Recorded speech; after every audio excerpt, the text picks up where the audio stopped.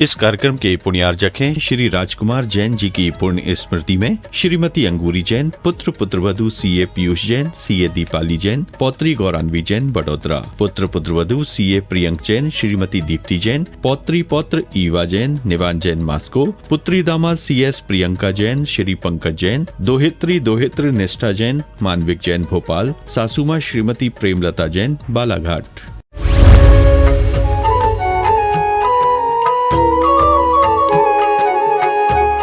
जैन परंपरा में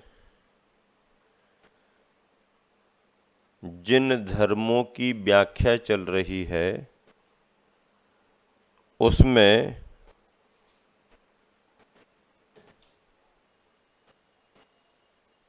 सत्य का भी एक विशेष स्थान है।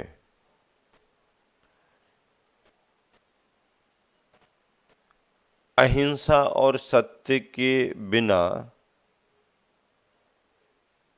किसी भी धर्म की कल्पना नहीं की जा सकती,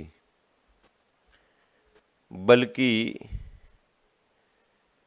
अहिंसा के लिए और सत्य के लिए सभी ग्रंथों में धर्म ही नहीं बल्कि परम धर्म कहा है। वैसे तो ये भी कहा जाता है कि सत्य के बिना सृष्टि नहीं चलती है। ठीक है, और ये भी कहा जाता है कि सत्य ही परमेश्वर है। अब परमेश्वर तो परम पिता आत्मा की शुद्ध अवस्था का नाम परमेश्वरपना है। पर अगर सत्य को ही हम परमेश्वर कह रहे हैं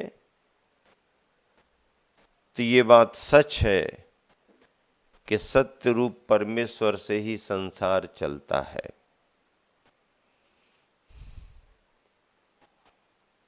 कितनी भी कठिनाइयां क्यों ना आ जाएं, बुराइयों का माया जाल कितना भी क्यों न रचा जाए, अंततः फिर सभी को स्वीकार करना ही पड़ता है कि सत्यमेव जयते, सत्य की जीत होती ही होती है।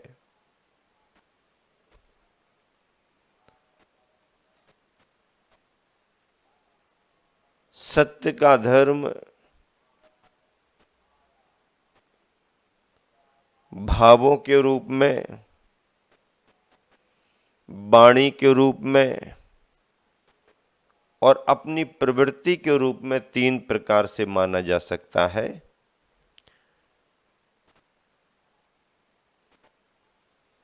जो है, जैसा है, जितना है वैसी ही अपनी मान्यता बनाना सत्य है।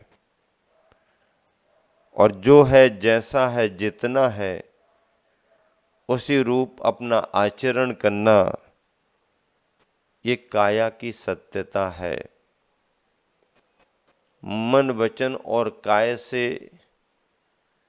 पाला गया सत्य धर्म जीवन में प्रतिष्ठा लाता है, अपने जीवन को प्रामाणिक बनाता है। देखिए, झूठ की दुनिया आकर्षित तो लगती है,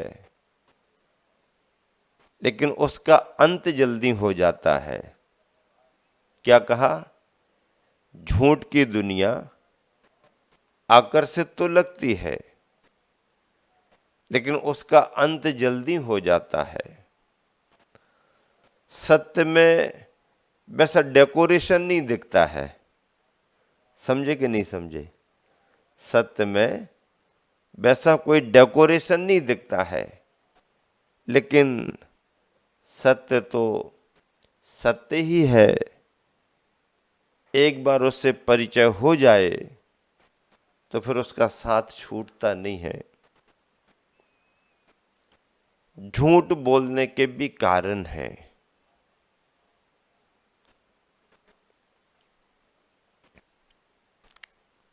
क्रोध, लोभ,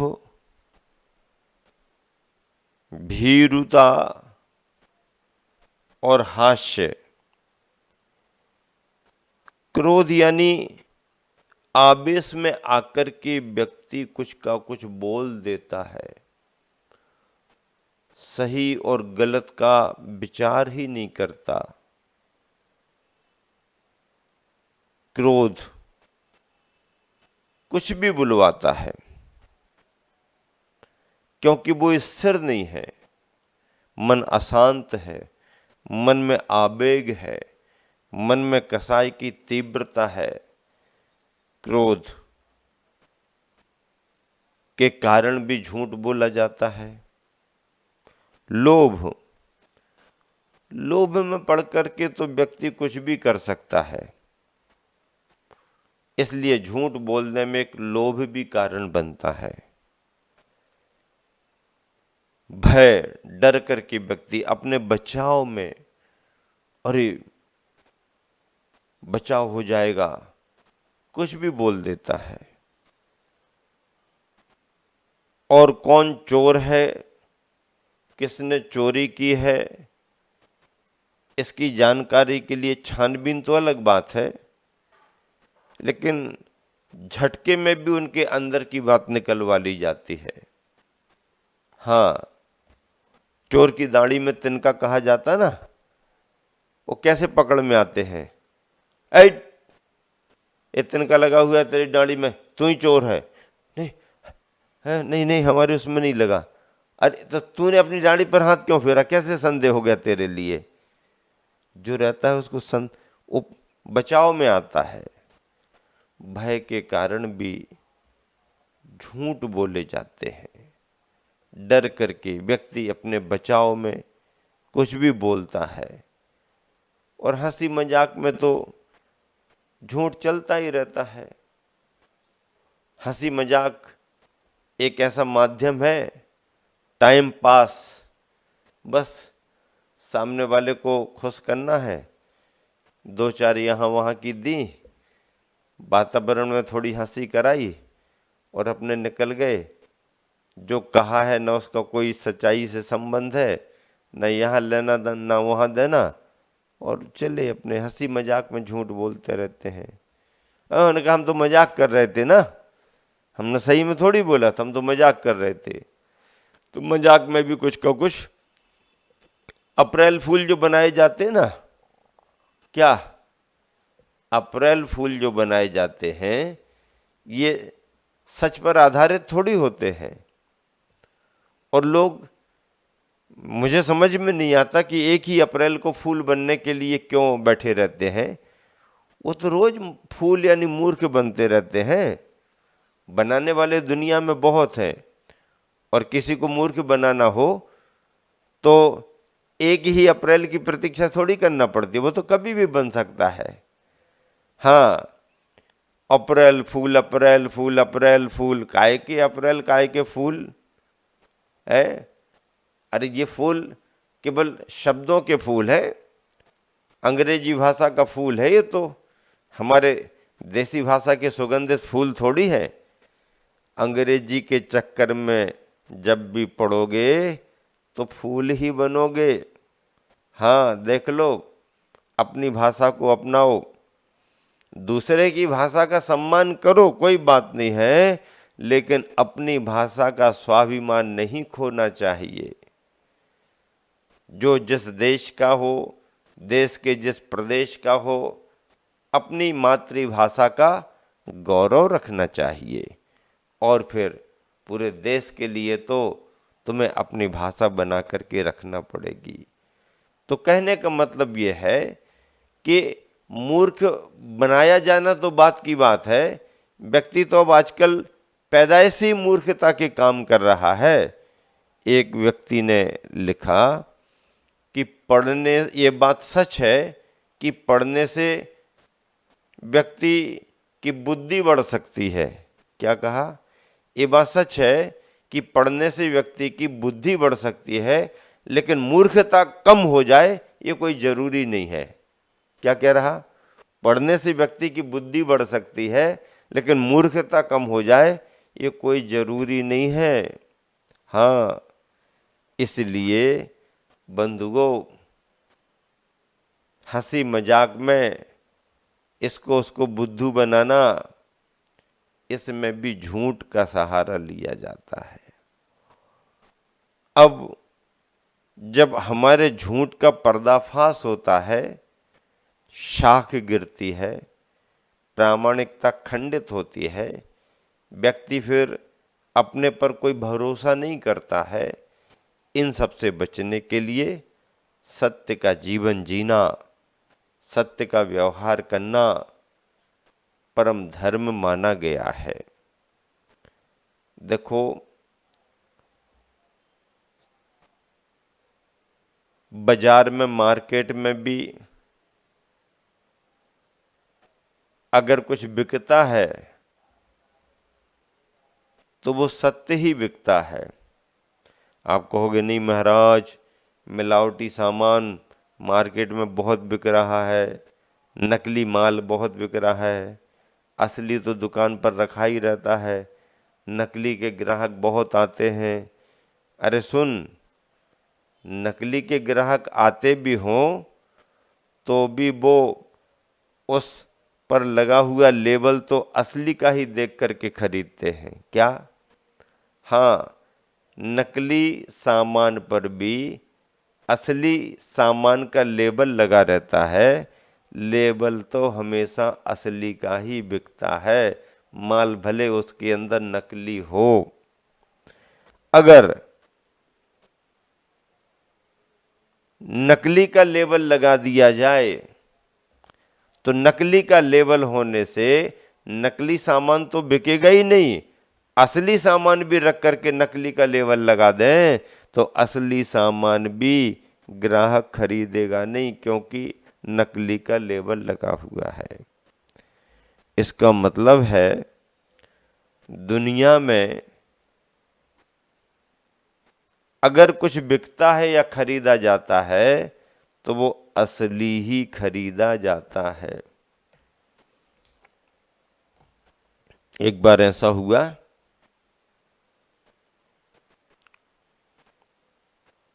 सत्य और झूठ का आमना सामना हो गया। झूठ ने सत्य को देख लिया और व्यंग्यात्मक मुस्कुरा करके कहा, क्यों साहब, कहाँ घूम रहे आजकल? वो भी समझ गया कि ये झूठ है, तो उसने कहा बस यूं ही थोड़ा सा समय बिताने के लिए बाजार की ओर आए थे। झूठ कहने लगा कि चलो थोड़ा सा घूम फिर करके आते हैं। कहाँ चलें? स्नान करने को चलो, गर्मी का समय है। नहीं, अभी जाने की जरूरत नहीं है। नहीं नहीं, चलो। झूठ ने सत्य को अपनी बातों में उलझाया और स्नान कराने के लिए ले गया। झूठ चालाक था, चतुर था। वो इस प्रतीक्षा में था कि सत्य की अगर ड्रेस मुझे मिल जाए तो फिर तो हमारा ही मार्केट रहेगा। क्यों? क्योंकि मेरे लिए लोग स्वीकार तो कर सकते हैं, लेकिन मुझे पोशाक तो सत्य की ही पहनना पड़ेगी। दोनों जन नदी में स्नान करने लगे। कपड़े दोनों के किनारे पर रखे हुए थे। सत्य सीधा साधा नदी में स्नान करने में रम गया। यहाँ झूठ चालाक चतुर, उसकी नज़र सत्य की ड्रेस पर थी और मौका देख करके अचानक झूठ निकला और सत्य की ड्रेस पहन करके बाजार में आ गया। अब जैसे ही सत्य की ड्रेस पहन करके बाजार में आया, ओह सत्य महाराज आ रहे हैं, सत्य महाराज आ गए हैं, सत्य की जय हो, सत्य की जय हो, सत्यमेव जयते, सत्यमेव जयते। और बहुत सारे लोग पीछे लगने लगे। झूठ को समझ में आ गया, इसी मौके की तलाश में मैं था, आज सत्य की ड्रेस मुझे मिल गई, मेरी जय जयकार हो रही है। अब जब सत्य का ध्यान गया, अरे स्नान करने वाला झूठ तो यहां दिखाई नहीं दे रहा, कहां गया? उसने निकल करके देखा तो उसे समझ में आ गया, क्यों? क्योंकि सत्य की ड्रेस वहां से गायब थी और झूठ के कपड़े रखे हुए थे और नदी में कोई नहीं। अरे झूठ ने धोखा दिया है। झूठ हमारे वस्त्र पहन करके बाजार में चला गया, गांव में चला गया। अब सत्य क्या करे? झूठ के कपड़े पहन नहीं सकता है और बिना कपड़े के बस्ती में जा नहीं सकता है। सत्य के सामने दुविधा क्या आ गई? अब झूठ के कपड़े तो पहन नहीं सकता है और कपड़े पहने बगैर गांव बस्तियों में जा नहीं सकता। स्थिति ये बनी कि सत्य होकर के भी बिना ड्रेस के कारण सत्य आज भी नदी के किनारे बैठा हुआ है और झूठ है कि सत्य की ड्रेस पहन करके गांव गांव बाजार बाजार घूम रहा है और पब्लिक उसके पीछे लगी हुई है।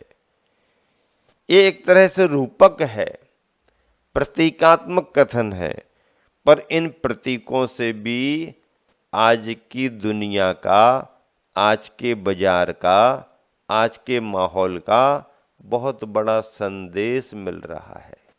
क्या मिल रहा है? बहुत बड़ा संदेश मिल रहा है। ऐसे झूठ और सत्य के अंतर को समझिएगा।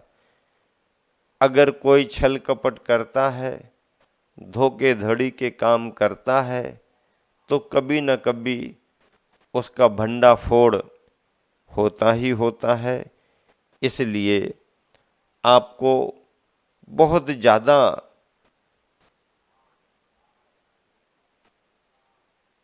वातावरण मिले या ना मिले, आपकी पूछताछ हो या ना हो, आपको यश प्रतिष्ठा मिले या ना मिले, लेकिन सत्य के धर्म को पकड़ करके रखना, सत्य को छोड़ना नहीं। कई बार तो ऐसा भी होता है कि सत्य को बड़ी परेशानियों का सामना भी करना पड़ता है। असत्य को कभी कभी सिंहासन पर बिठाल दिया जाता है और सत्य को देश निकाला भी दे दिया जाता है, सत्य को सूली पर भी चढ़ा दिया जाता है, लेकिन सिंहासन पर बैठने के बाद झूठ झूठ ही रहेगा और सूली पर चढ़ने के बाद भी सत्य सत्य ही रहेगा। ऐसे अनेक महापुरुष, सत्यवादी पुरुष हुए हैं जिन्होंने कठिनाइयाँ झेली, परेशानियाँ झेली, पर अपने जीवन के सत्य को नहीं छोड़ा और वो चमकदार सोने की तरह, तपाए गए सोने की तरह और अधिक चमकदार बन करके, तेजस्वी बन करके हमारे तुम्हारे सामने आज भी आदर्श बने हुए हैं। ऐसे महापुरुषों को, आदर्श पुरुषों को, सत्यवादियों को हम सभी का नमन है। उनका आदर्श ही हमारे लिए प्रेरक है।